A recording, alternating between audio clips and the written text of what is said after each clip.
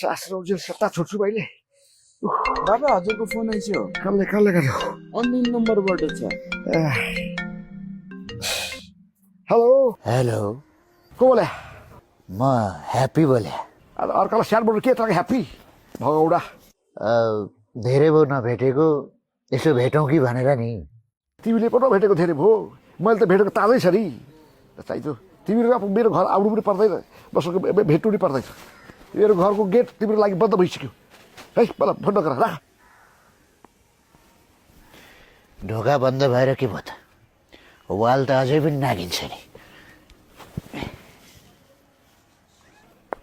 सही चियाले हो चिया चिया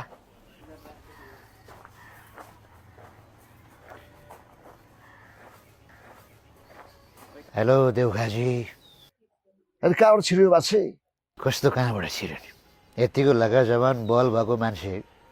अझै पनि यस्ता दुई चारवटा वाल त मजाले नागिन्छ बसु बसु थ्याङ्क यू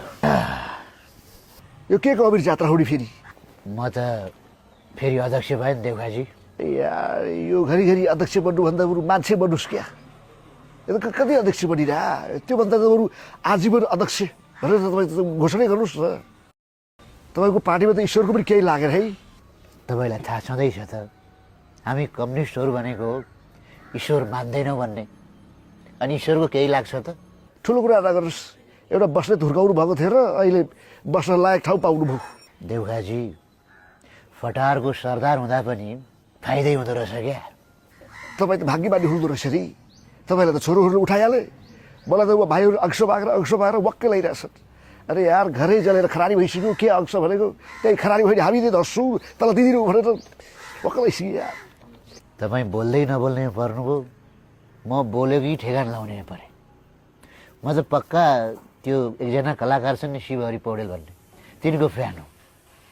पुवाक्क मुखमा हान्नु जस्तो भन्नु रिस उठेकोलाई ठेल दिइहाल्यो अनि त्यो संसार भन्ने केटो र त्यो यसो यसो गरेर ऱ्याप हान्ने केटो त मिलेर त के हो अब जो मिले पनि तिनीहरूको पार्टी हुने भनेकै त्यही 13औं 14औं पार्टी हो हामीलाई बालै भएन नचाहिने कुरो बोल्नुहोस् अघिल्लो पटकै त्यो समाचार भन्ने केटो चौथो भइरहेको थियो कसरी 13 14 हुन्छ तपाईँलाई मेरो पढाइ थाहा छैन मेरो पढाइ नै सुरु 13 14बाट हुन्छ नि त्यो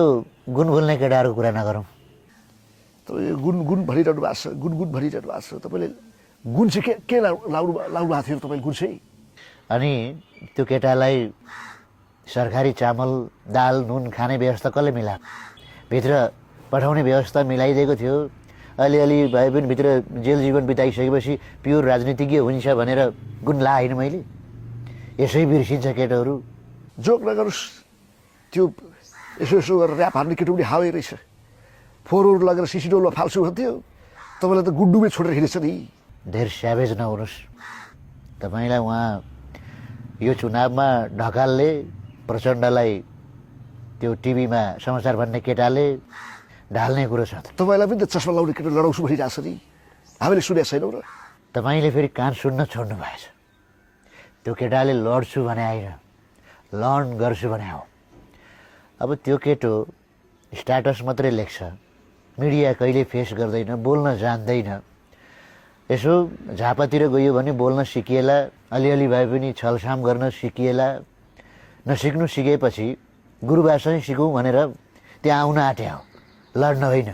सिकिहाल्छ नि त्यसले त तपाईँलाई फेरि यो गुरुबा ढोक्छु भनेर खुट्टा ताडेर उत्तानो पार्दैन नि मलाई उत्तानो पार्न त सम्झिने पानी छम्किने उत्तानो चाहिँ बरु तपाईँलाई पार्लान् केटाहरू यो पार्टी ऊ पार्टी यताउति भनेर मिलिरहेछन् बरु हाम्रो यो पुरानै गठबन्धन गरेर चुनावमा पो जाने हो कि गर्दैन गठबन्धन तपाईँसँग गर्दैन तपाईँसँग त यार के गठबन्धन गर्ने हो अघिल्लो पटकले नै मलाई गाह्रो भइरहेछ यो पटक त जनताहरू पनि मासु भातमा बित्दैन अरे यो पटक मासु भातमा नबिगेपछि कसरी के भनेर भोट माग्ने हामीले मासु भातमा नहाले पेट्रोलमा हाल्न सक्छ त्यो भएर यसपालि पेट्रोल दिनुपर्छ पेट्रोल त हुँदैन नि अघिल्लो चुनावमा दिएको पेट्रोलमा अस्ति मेरै घरमा ल्याएर छोडिदिएँ पेट्रोल त हुँदैन तपाईँको यो मुखको भरै लाग्दैन यार त्यो त मान्छे त के भन्ने भगौडा हो यार रिसै मरेको छैन अझ पनि घरिघरि यो भाउडा भाउडा नभन्नुहोस् न। तपाईँ रिसाएको चाहिँ किन मसँग भन्नुहोस् त? हाम्रो सरकार भएको बेला तपाईँलाई कसैले छोडै सक्दैन, घरै बस्नु भने तपाईँले। अनि कसैले छोयो त तपाईँलाई? हाम्रो सरकारको तर्फबाट गएर तपाईँलाई त्यहाँ कसैले छोयो?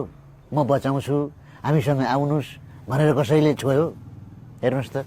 कस्तो बोलीको पक्का छु म। हो तपाईँ त बोलीमा फेरि पक्कै हुनुहुन्छ है, पक्कै हुनुहुन्छ नि बोलीमा त। घर घरमा ग्यास पुऱ्याउँछु भन्नुहुन्थ्यो, अस्ति केटाहरू त लाइटर बोकेर आएको थियो नि, दन्दरी बनाए। अब धेरै स्यावेज नबन्नुहोस्, बरु भरे बेलुका मेरो घरमा आउनुहोस्। सानो